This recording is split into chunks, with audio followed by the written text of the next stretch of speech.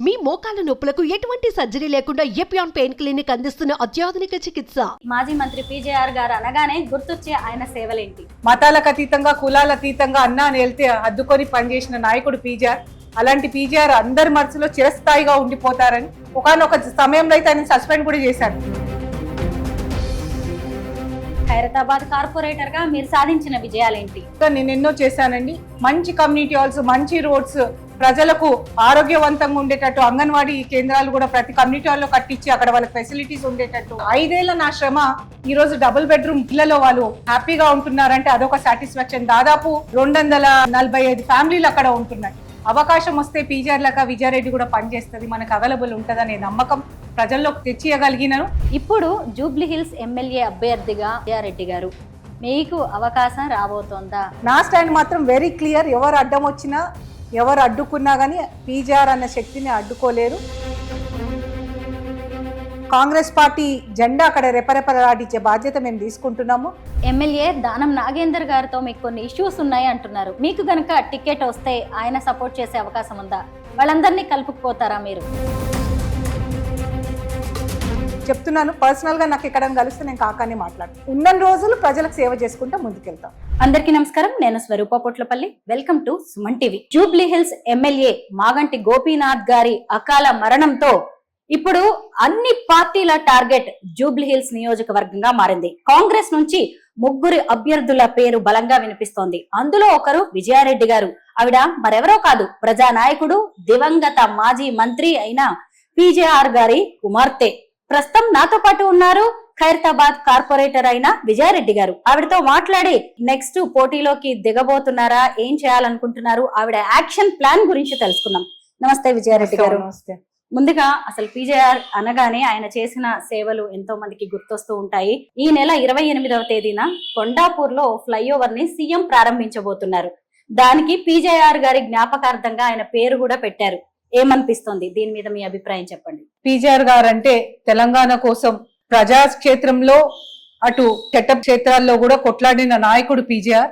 అప్పట్లో తెలంగాణ పదం ఉచ్చరించడానికి కూడా భయపడిన రోజుల్లో తెలంగాణ ప్రజలు పడిన కష్టాలు, తెలంగాణకు జరిగే అన్యాయము గొంతెత్తి కొట్లాడిండు. ఈవెన్ విదిన్ పార్టీలో కూడా ఆయన వాయిస్ రేజ్ చేసి తెలంగాణ కోసం కొట్లాడిన నాయకుడు. 10 ఏళ్ల తర్వాత కాంగ్రెస్ నాయకుడనే ఒక చిన్న దీంతో ఆయన పేరు ఇప్పటిదాకా కూడా దేనికి కూడా పెట్టకుండా, తగు గౌరవం ఇవ్వకుండా అయినా గానీ డెఫినెట్ గా కాంగ్రెస్ ప్రభుత్వం, ప్రజల ప్రభుత్వం వచ్చాక పీజీఆర్ గారి లాంటి నాయకుడు, ప్రజలకు పార్టీలకు అతీతంగా సేవ చేసిన నాయకుడు, కులాలకు మతాలకు అతీతంగా సేవ చేసిన నాయకుడు పేరు పెట్టుకోవాలా, గౌరవించుకుంటే అది రాబోయే తరానికి ఒక ఇన్స్పిరేషన్ అన్నట్టు మన నాయకుడు రేవంత్ రెడ్డి గారు ఎప్పుడు కూడా చెప్తా ఉంటారు. ఆయన సీఎం కాగానే ఎస్పెషల్లీ ఇంత మంచి ఫ్లైఓవర్, ఎందుకంటే కొండాపూర్ ఆయన పాత కాన్స్టిట్యున్సీ, ఇక్కడ నుంచి ఆ కనెక్టివిటీ ఫ్లైఓవర్ ఎన్నో దగ్గరికి వెళ్తా ఉంటుంది. అలాంటి ఆ ఫ్లైఓవర్ కి ఆయన పేరు పెట్టడం చాలా సంతోషంగా ఉంది. పీజీఆర్ గారు ఎంతో మందికి స్ఫూర్తిదాయకం. ఈ పేరు పెట్టి రేవంత్ రెడ్డి గారు మరొకసారి ఆ స్ఫూర్తిని అందరిలో నెలకొల్పారు. పీజేఆర్ గారు మరణించి ఎంతో కాలం అవుతున్నా ఆయన్ని ప్రజలు మర్చిపోలేరు. ఇప్పటికి కూడా ఆయన అందరి మనసుల్లో ఉన్నారు. ప్రజలకు కావచ్చు, అటు కాంగ్రెస్ నేతలు కూడా ఆయనకి ఎంతో గౌరవం ఇస్తారు. పీజేఆర్ గారి కుమార్తెగా మీకు కూడా అదే గౌరవం దక్కుతుంది. ఈ రోజుకి మాజీ మంత్రి పీజేఆర్ గారు అనగానే గుర్తొచ్చే ఆయన సేవలేంటి? పీజేఆర్ అంటేనే అన్నా అంటే నేనున్నా అని పలికే నాయకుడు అని అందరు కూడా అంటా ఉంటారండి. ఎందుకంటే ఏ టైం అన్నా గాని, అర్ధరాత్రి గాని అపరాత్రి గాని తలుపు తట్టి అన్నా అని అంటే పడుకున్నోడు కూడా లేసి వచ్చి ఆయన వాళ్ళకు అందుబాటులో ఉండేవారు. అందుబాటులో అవైలబిలిటీ కోసం ఉండే నాయకుడు పీజీఆర్. అన్న దగ్గరికి వెళ్తే పని అయిపోతుంది అనే నమ్మకం ఉన్నవాడు పీజీఆర్. అలాంటి మతాలకు అతీతంగా, కులాల అతీతంగా అన్నా అని వెళ్తే అద్దుకొని పనిచేసిన నాయకుడు పీజీఆర్. అలాంటి పీజీఆర్ అందరి మనసులో చిరస్థాయిగా ఉండిపోతారని, ఆయన లెక్క ఎంతో మంది ఎదగాలని ప్రయత్నిస్తా ఉన్నారు. ఆయన ఒక రాజకీయాలకి ఒక దిక్సూచి. రాజకీయాలలో సేవ ఎలా చేయాలంటే పీజీఆర్ గారిని చూసి నేర్చుకోవాలి. ఆ దిక్సూచిని మేమందరం కూడా, నేను ఒకదాన్నే కాదు, ఇప్పుడు ఆయన శిష్యులు ఎంతో మంది ఎన్నో పార్టీలో ఉన్నారు. వాళ్ళందరూ కూడా ఆయన వారసత్వం లెక్క ప్రజల సేవ చేస్తా ఉన్నారు. సేవకి ప్రతి రూపం పీజీఆర్. ఇక్కడ రాహుల్ గాంధీతో మీరున్న ఫోటో కనిపిస్తోంది. కాంగ్రెస్ పార్టీతో మీ అనుబంధం చెప్పండి. ఎందుకంటే నాన్నగారు ఎలాగో కాంగ్రెస్ పార్టీలోనే ఉన్నారు, 10 ఏళ్లు కాంగ్రెస్ పార్టీ ప్రతిపక్షంలో ఉన్నా సరే మీరు అదే పార్టీలో ఉన్నారు. కాంగ్రెస్ కి మీకు ఉన్న అనుబంధం ఏంటి? చిన్నప్పుడు నుంచే మా ఇంట్లో కనిపించేది ఒకటే జెండా, 3 రంగుల జెండా. నాన్న ఎప్పుడు కూడా మెడలో కండువా వేసుకొని ముందుకు వెళ్ళేటోడు. చిన్నప్పటి నుంచి ఇందిరాగాంధీ గారు గాని, రాజీవ్ గాంధీ గారు గాని, సోనియా గాంధీ గారు గాని, ఇక్కడ నాయకులు అందరినీ, అంజయ్య గారు గాని, అలాంటి పెద్ద పెద్ద నాయకులు, కాంగ్రెస్ నాయకులను అందరినీ కూడా ఇక్కడ చూస్తూ, పార్టీ అని తెలియదు, అదొక కుటుంబం లెక్కనే తెలుసు కాంగ్రెస్ కుటుంబం అని. ఎంతో మందితో నాన్న సత్సంబంధాలు గాని, అందరికీ సేవ చేసేవాడు. కానీ ఎంత ఇబ్బంది కలిగినా, ఎంత ఒడిదిక్కులు ఉన్నా గానీ ఆయనని ఈ పార్టీలోకి వెళ్ళి ఎల్లగొట్టాలని ఎన్నో ప్రయత్నాలు చేశాయి. ఒకనొక సమయంలో అయితే ఆయన సస్పెండ్ కూడా చేశారు. అయినా కానీ పార్టీ జెండా వీడనని, తెలంగాణ కోసం కొట్లాడితే టీఆర్ఎస్ లోకి రావాలని కూడా ఎంతో మంది ఎంతో ఆయనని ఇబ్బంది పెట్టినా గానీ ఆయన ఒకటే చెప్పాడు, ఈ కాంగ్రెస్ లో ఉన్న స్వేచ్ఛ మనకి ఎక్కడ దొరకదు, అది ఒక తల్లి లాంటిది, దాన్ని వీడొద్దు అని ఉద్దేశంతో ఆయన ఉన్న రోజులు కూడా కాంగ్రెస్ పార్టీలో ఉన్నారు. సరే, తర్వాత మాకు ఎన్నో ఇబ్బందులు ఉండే రాజకీయంగా నిలదొక్కోవాలని, కానీ ఎక్కడ ఉన్నా కానీ, ఏ పార్టీలో ఉన్నా కానీ పీజీఆర్ గారి ఆశయాలే ముందుకు తీసుకొని వెళ్ళాం, ప్రజలకు సేవ చేసుకుంటూ వెళ్ళాం. నాకు last time Congress party rejoin అయ్యే అవకాశం వచ్చినప్పుడు నా కెరియర్ నేను కాంగ్రెస్ పార్టీ నుంచే స్టార్ట్ చేశాను. అనివార్యాల కారణాలు అప్పుడు కూడా ఒక్క పీజీఆర్ ని తట్టుకోలేము, 2 పీజీఆర్లు అయితే ఇబ్బంది అవుతుందని మనల్ని పార్టీలో నుంచి సస్పెండ్ చేస్తే, నా రాజకీయంగా, ఎందుకంటే అప్పుడు ఇంకా నేను ఓనామాలు నేర్చుకుంటున్నాను, రాజకీయాల్లో నేర్చుకోవాల్సింది చాలా ఉండే కాబట్టి నాకు వచ్చిన అవకాశాలు ముందుకు తీసుకొని ప్రజలకు సేవ చేస్తూ పీజీఆర్ షాడోలో నడవాలనే ఉద్దేశంతో నేను ప్రయత్నం చేశాను.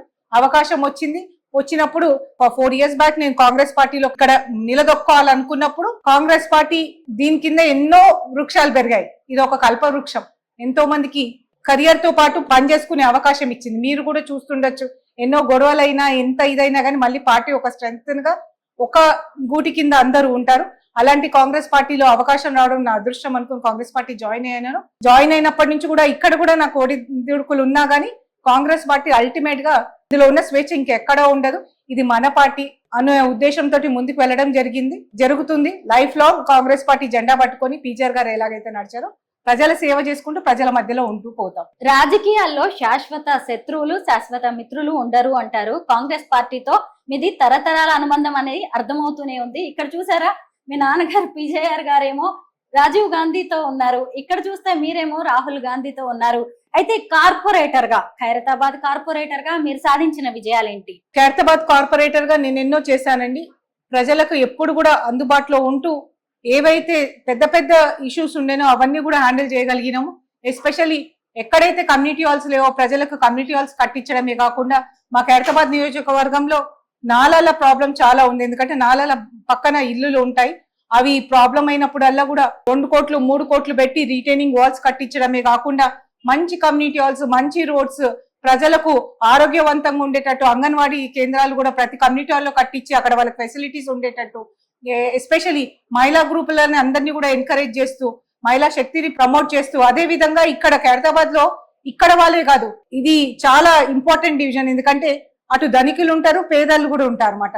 మంచి కాలనీస్, పంచగుట్ట, సోమాజిగూడ లాంటి కాలనీ ఏరియాలలో, Naveen Nagar, Venkataramana colony, Padmavathi colony, Durganagar colony, అలాంటి కాలనీస్ ఉన్న కాడ స్లమ్స్ కూడా ఉన్నాయి. బుడంగ జంగ బస్తీ, బీజేఆర్ నగర్, ఇలాంటి ఎన్నో స్లమ్స్ కూడా ఉన్నాయి. అన్నిటినీ కూడా ఒక్క తాటి మీద నడిపించాము. వాళ్ళకి కావాల్సిన అభివృద్ధి పనులు వాళ్ళకు, వీళ్ళకి కావాల్సిన కార్యక్రమాలు వీళ్ళకి చేసుకుంటూ వెళ్ళాము. నా కెరియర్ లో ఎస్పెషల్లీ నేను రామకృష్ణ నగర్ అని ఒక స్లమ్ ఉండే, నేను రాజకీయాల్లోకి వచ్చినప్పటి నుంచి చూస్తా ఉన్నాను. దాదాపు 300-400 గుడిసెలు ఉంటాయి అక్కడ ఉండి. వాళ్ళు ఎన్నో ఏళ్ల నుంచి పీజీఆర్ గారు ఉన్నప్పుడు కూడా వాళ్ళు పట్టాల కోసం పీజీఆర్ గారి సపోర్ట్ తోటి అక్కడ ఉండడం జరిగింది. పట్టాల కోసం ఎంతో ప్రయత్నం చేసినా సుప్రీంకోర్టులో నాన్నగారు కేసు ఓడిపోవడంతో వాళ్ళకి పట్టాలు రాదు. కానీ 58 జీవో కింద వాళ్ళందరికీ కూడా దాదాపు 300 పట్టాలు నా చేతితోటి వాళ్ళకి ఇవ్వడం జరిగింది. కెరియర్ లో నాకు అదొక సాటిస్ఫాక్షన్, అంతమందికి ఇప్పించగలిగినాను.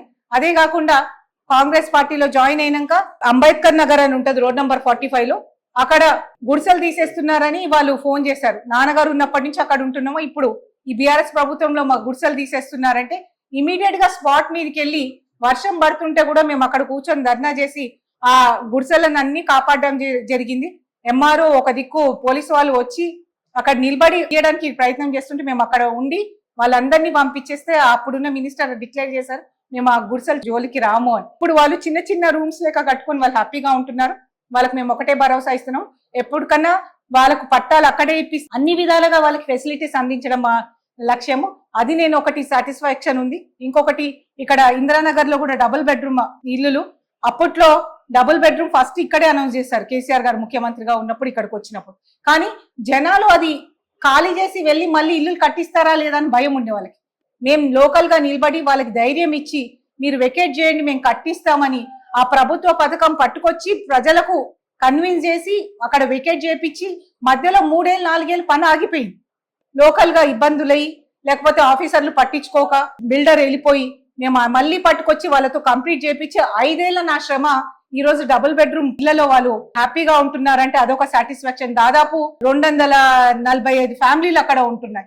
సో నాకు ఉన్న అవకాశంలో నేను డెఫినెట్ గా ప్రజలకు మా నాన్నగారు పీజీఆర్ గారు పెద్ద స్కేల్లో చేసినా గానీ చిన్నగా అవకాశం వచ్చినప్పుడల్లా నా వంతు కృషిగా నేను చేస్తా ఉన్నాను. ఎక్కడ గవర్నమెంట్ ల్యాండ్స్ కబ్జాలుగా అయినా కానీ కొట్లాడి అక్కడ ఒక స్కూల్ ఒక కమ్యూనిటీ హాల్ కట్టించి ప్రజలకు అందించడానికి మా ప్రయత్నం చేస్తా ఉన్నాం. రీసెంట్ గా కూడా హిమాయత్ నగర్ లో ఒక ఏరియాలో లోకల్ నాయకులందరూ కలిసి ఒక చిన్న జాగా కబ్జా చేస్తుంటే కోర్టులో కేసు ఉన్నా గానీ అక్కడ అధికారులతో మాట్లాడి కోర్టులో నుంచి మళ్ళీ ఇచ్చేపించి అక్కడ బోర్డు పెట్టించి మళ్ళీ ఆ జాగా ప్రజలకు అందేటట్టు చేస్తున్నాము. అట్లా ఏది మా దృష్టిలోకి వచ్చినా గానీ మేము చేస్తా ఉన్నాం. కార్పొరేటర్ గా నేను సాధించిన విజయాలు మాత్రం ఈ రామకృష్ణ నగర్ లో పట్టాలు, డబుల్ బెడ్రూమ్ ఇల్లులు, దాంతో పాటు ఒక నమ్మకం చేయగలుగుతున్నా. ఏంటంటే అవకాశం వస్తే పీజీఆర్ లాగా విజయారెడ్డి కూడా పనిచేస్తుంది, మనకు అవైలబుల్ ఉంటది అనే నమ్మకం ప్రజల్లోకి తెచ్చియగలిగినాను. ఎప్పుడు నా తలుపు తట్టినా గానీ ఇప్పుడంటే జనాలు చాలా అప్డేట్ అయిపోయారు. తలుపు తట్టే పరిస్థితి లేదు కానీ ఒక ఫోన్ రింగ్ అయితే మాత్రం 100% నేను వాళ్ళకి అవైలబుల్ ఉంటాను. అందరు కాలనీ వాళ్ళు కానీ బస్తీలలో ఉన్న వాళ్ళు ఒక ఫోన్ చేసి మాకు ఇక్కడ రోడ్డు లేదు, లైట్ లేదు, కరెంట్ లేదు, ఏదున్నా కానీ కరెంట్ పోయినా కానీ ఫోన్ చేస్తారు. వాళ్ళకి నేను అవైలబుల్ ఉంటా, నాతో అయిన సాయం నేను చేస్తాను. సో నాకు కార్పొరేటర్ గా ఈ 10 ఏళ్ళ అవకాశం వచ్చిన దాంట్లో నేను డెఫినెట్ గా అది ప్రూవ్ చేసుకోగలిగినాను. అవకాశం వస్తే విజయారెడ్డి కూడా పీజీఆర్ లెక్క పని చేస్తుంది, ప్రజల్లో సేవ చేస్తారనే నమ్మకం నేను చేసుకోగలిగినాను. ఇన్ని రోజులు ఒక ఆడబడుచుగానే చూశారు, ఒక ప్రజాప్రతినిధిగా ఈ 10 ఏళ్లలో నన్ను చూశారు. వాళ్ళకి ఆ నమ్మకం ఉంది 100%. 14 ఏళ్ల నా సగుల్లో నాకు ఏ గాడ్ ఫాదర్ లేకపోయినా ప్రజలే నా గాడ్ ఫాదర్. నన్ను ప్రొటెక్ట్ చేసుకుంటూ నా వెంబడ నిలబడుతూ నన్ను నడిపిస్తున్నారు. ఈ 10 ఏళ్లలో నేను అది ఒక ప్రజాప్రతినిధిగా నేను ఎంత పని చేయగలుగుతాను, ఎలా ఉండగలిగే తను పీజీఆర్ మిర్రర్ లెక్క నేను పని చేయగలుగుతున్నాను ప్రజలు మాత్రం అర్థం చేసుకున్నారు. దానికే నాకు మొన్న సిటీలో అంత బీఆర్ఎస్ గాలి ఉన్నా కానీ నాకు దాదాపు 50,000 ఓట్లు వచ్చాయంటే అది ప్రజలు నా మీద ఉన్న నమ్మకము. నేను ఒక కార్పొరేటర్ గా సక్సెస్ఫుల్ అయ్యగలిగాను కాబట్టి నాకు ఎమ్మెల్యే కూడా వాళ్ళ అవకాశం ఇవ్వాలని చూసారు. కానీ సరే అప్పుడున్న గాలికి నేను నిలబడలేకపోయాను, లేకపోతే టైం షార్ట్ అయింది కాబట్టి మేము చేయలేకపోయినాం. 100% పీజీఆర్ ఎలాగైతే బతుకున్న రోజులు ప్రజలకు సేవ చేస్తారో ఈ ఖైరతాబాద్ వాసులకు ప్రజలకు నా ఖైరతాబాద్ కుటుంబానికి నేను ఎప్పుడు అందుబాటులోనే ఉంటాను. విజయారెడ్డి గారు, మీరు 2 విషయాలు క్లియర్ గా చెప్పారు. ఒకటి, నేను పీజీఆర్ ప్రతిబింబాన్ని అని. రెండోది, అవకాశం వచ్చింది అంటే నేను కూడా పీజీఆర్ లాంటి లీడర్ని అని నిరూపించుకోగలను అన్నారు.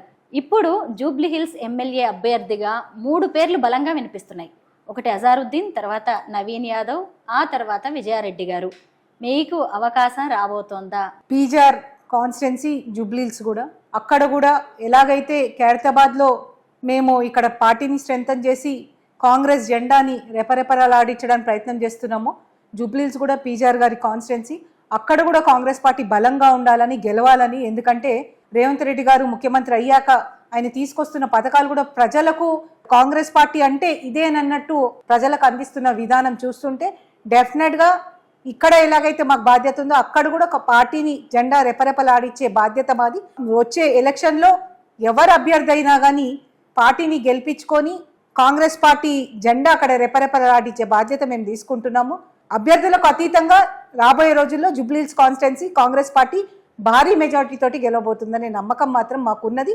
అది నిజం కూడా అవుతుంది. తర్వాత ఇంటర్వ్యూలో మళ్ళీ మీతో మాట్లాడతాను. అయితే ఇంట్రెస్టింగ్ గా ఉన్నారా లేదా అనేది మాత్రం మీరు మాకు క్లియర్ గా చెప్పట్లేదు. ఎవరికన్నా ప్రజలకు చూసేది ఏంటంటే ఎస్పెషల్లీ జూబ్లీహిల్స్ లో, ఎందుకంటే నాన్నకి చాలా దగ్గర మనుషులు అక్కడ ఉన్నారు. ఆయన కాన్స్టిట్యున్సీలో బోరబండ కానీ, శివమ్మ పాపిరెడ్డి హిల్స్ కానీ, ఎర్రగడ్డ కానీ ఆయనకి చాలా దగ్గరగా ఉండే నాయకులు ఎంతో మంది కాలనీస్ లో కూడా మంచి ఇది ఉన్నది. పీజీఆర్ గారు ఎప్పుడు కూడా చాలా దగ్గర ఉండే మనుషులు ఇప్పుడు కూడా అక్కడ ఉన్నారు. వాళ్ళందరూ కూడా ఒకటే కోరుకుంటున్నారు, పీజీఆర్ లాంటి నాయకుడు కావాలని. అది నేననే కాదు, ఇంకెవరోనో కాదు, పీజీఆర్ లెక్క మాస్ పనిచేస్తూ వాళ్ళతో అదే సత్సంబంధాలు కొనసాగించాలని నాయకులను ఉన్నారు. వాళ్ళకి నెరవేరాలని ఒక మంచి నాయకుడు జూబ్లీ హిల్స్ కాన్స్టిట్యున్సీని ముందుకు తీసుకొని నడపాలని మేము కూడా కోరుకుంటున్నాం. అక్కడ ప్రజలకు కూడా, ఎందుకంటే ఇప్పటికి కూడా చాలా స్లమ్స్ ఉన్నాయి, చేయాల్సిన కార్యక్రమాలు అక్కడ కూడా చాలా ఉన్నాయి. కాబట్టి పీజీఆర్ లాంటి నాయకుడు అక్కడ వచ్చి మళ్ళీ వాళ్ళందరికీ కూడా అందుబాటులో ఉండి అవన్నీ కూడా కాన్స్టిట్యున్సీ అంతా కూడా డెవలప్ కావాలని మేము మనస్ఫూర్తిగా కోరుకుంటున్నాం. పార్టీలకు అతీతంగా, రాజకీయాలకు అతీతంగా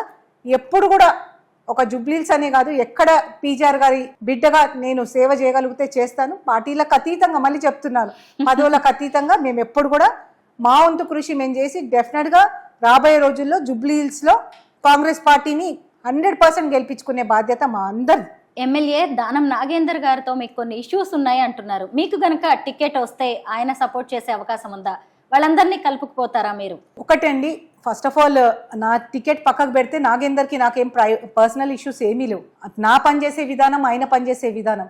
నేను పీజీఆర్ లెక్క ప్రజల కోసం పనిచేసే నాయకులను, సొంత స్వలాభాల కోసం, ప్రాఫిట్ కోసం పనిచేసే నాయకురాల్ని కాను. అక్కడే డిస్టర్బెన్సే తప్ప మాకు పర్సనల్గా వ్యక్తిగతంగా ఏం లేదు. ఆయన మా ఇంటి మనిషి లెక్క ఉండే, నన్ను స్కూల్కి తీసుకొని వెళ్ళేటోడు, అనుబంధం అట్లా ఉందిగా, కానీ పర్సనల్గా ఏమీ లేదు. ఓన్లీ ఏంటంటే మా వర్కింగ్ స్టైల్ కానీ మా పర్సనాలిటీ డిఫరెంట్. నేను పీజీఆర్ లెక్క ప్రజల కోసం పనిచేస్తాను, నా సొంత లాభాల కోసం పనిచేయను. ఎవరితోటి కూడా పర్సనల్ ఇష్యూస్ లేవు.